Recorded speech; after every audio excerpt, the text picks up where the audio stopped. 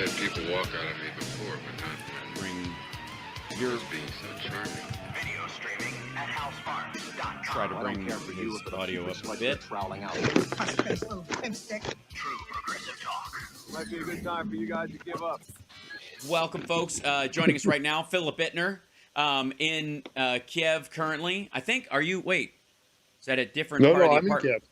Okay, yeah, okay, yes. No, that's just my new. That's my new painting. Right, that's right. That's right. So, welcome to the show. Glad you're okay. First and foremost, you're back with the House Parks Radio program, Mega Worldwide, now with 100% more. It's Johnny Million. That's right. Johnny Million has a Twitch channel, twitch.tv/it's Johnny Million. Johnny Million. Very, very Monty Python, which we appreciate. And then, of course, Philip Bittner has been vlogging up a storm in Ukraine lately, and there's a lot to cover. Not the least of which is certainly what's going on in Buckmut, which is the biggest story about whether it's surrounded, whether Prigozhin is, telling the truth about it being surrounded, whether it's a rope-a-dope, whether it's a fallback, whether they're trying to draw them into the meat grinder again. I mean, there's all kinds of stories. I'm sure there's a lot of theories being floated there as well. What's your update in terms of that, Phil? Well, we've been hearing about the fall of the fighting in Buckmut has been going on since August of 2022, and we've been, almost weekly. It's going to fall imminently. It's going to fall. It's going to fall. It's going to fall, and it still hasn't fallen, and the Ukrainians are still holding on to it. It does look like they're really surrounded. That they're holding on. The Ukrainians are only holding on to really the center of town and a potential escape route. We know that bridges over certain rivers have been exploded. That might be part of a phased withdrawal. But right now, and the head of the Ukrainian armed forces was there just yesterday. The ground forces, he was there, General Sirnicki. I don't know. I at this point, I've stopped guessing when Buckmut is going to fall. Right. I think we're about as close to it as we've ever been.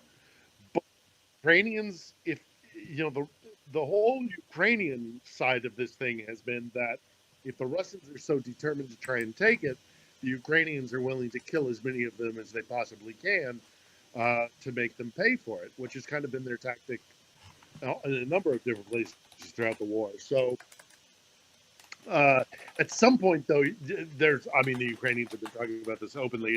At some point, though, there has to be a decision of, is it worth it anymore to try and hold on to even a smidgen of it and kind of draw in the Russians, or is it time to fall back and find another defensive line? I think we'll have a better idea of what's actually happening within the next 24 hours. Right. Insofar as shipments of arms and that kind of stuff, that's also been, that's started. There's like a groundswell around that stuff currently, correct? We're now starting to see the first real trickles of the Leopards and the other stuff are actually, there's a volume of them now, as opposed to just a couple or what have you. Yeah, the German Leopards, I say German, German-made Leopards, which are held by NATO countries, are starting to show up here. I have a couple of guys in the Ukrainian military that they've said to me that they've seen American Bradleys inside Ukraine. I tried checking that with a source of mine in the Pentagon, and I think we discussed this briefly on Wednesday, Hal, my guy in the Pentagon says, it's not for us to declare whether or not Bradleys are in Ukraine or not. That is a Ukrainian decision to make, which is not a denial. So Bradleys could be here. I think the Bradleys are here.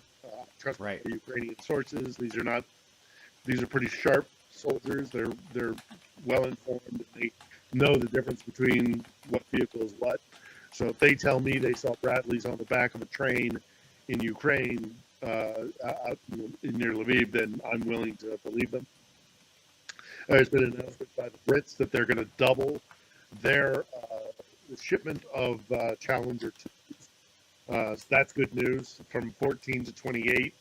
Doesn't sound like a lot, but every one of these NATO modern NATO battle tanks is worth its weight in gold. So we'll see. But yeah, and then also it does look like the ammunition is starting to show up, and pledges of more ammunition are being fulfilled. So NATO is slow to start, but once it gets going, apparently, hopefully, it really does start to be more steady. We'll see what happens. I mean, we're still not into the fighting season yet. It's still the tail. Yeah, a lot of this is about the sort of the windup that's happening, and the Institute for the Study of War has been talking about the fact that their assessment is that they're looking at a tactical withdrawal from Buckmut. And I was under the impression, by the way, that Buckmut was a large, if not million-person city or 100,000-person city, but it's a 70. The population normally is 70,000. Yeah. The geography and the way things kind of are in the former Soviet Union is you have these kind of they're high-rise buildings, but it's not a massive town. It's like a suburban. I don't know what to compare. Well, I mean, as a Bay Area citizen, I mean, it's like Walnut Creek or like Berkeley. Okay. It's that Gotcha. size city, and they're dotted all throughout. You find those dotted all throughout the former Soviet Union. Gotcha. Yeah, I was surprised after the, as I've been like reading more into the stories about Buckmut and why they would want to take it and all the issues that, the back and forth, the meat grinder leading up to it, the, why you would pull in and pull back, and I had always assumed in the conversations out of my own ignorance that it was a very large city, that they wanted it in many ways because it was a cherry on top kind of a claimation. You're not claiming Walnut Creek, you're getting San Francisco. And I was shocked to find out it was as small as it was in that regard, and that it's all been about that. It's always been weird as a city choice for them, the Russians, to kind of almost stake an ongoing last stand on. But it's just a curious thing. There's been some conversation about that it's a hub, it's a transportation hub, and yes, it is that. There are a lot of interconnecting roadways there. Right. But you can, like San Bernardino, California. There's like two big Amazon places, and then there's a giant like shipping transit center. And a couple of intersecting highways. But there's so many different roadways that you can alternate, and you can get around. Right. It doesn't have to be Buckmut. You could have other roads that are in the larger general area where you can still maneuver around. It's an interconnected roadway out there. There's that. There's a conversation that there's this massive salt mine that's out there, which would be good for storing weaponry or, as a bomb, kind of like putting supplies there to protect it from attack. Bunker busters and whatnot. But I can't imagine it's different. Well, I don't know how many bunker busters the Ukrainians have, but yeah, I mean, they could, it's way deep in the ground, but, and it's, and it's massive. It's the second largest salt mine in Europe. And you literally could put like an entire division, a couple of brigades, maybe a full division of armored forces inside that mine. I mean, it's that vast.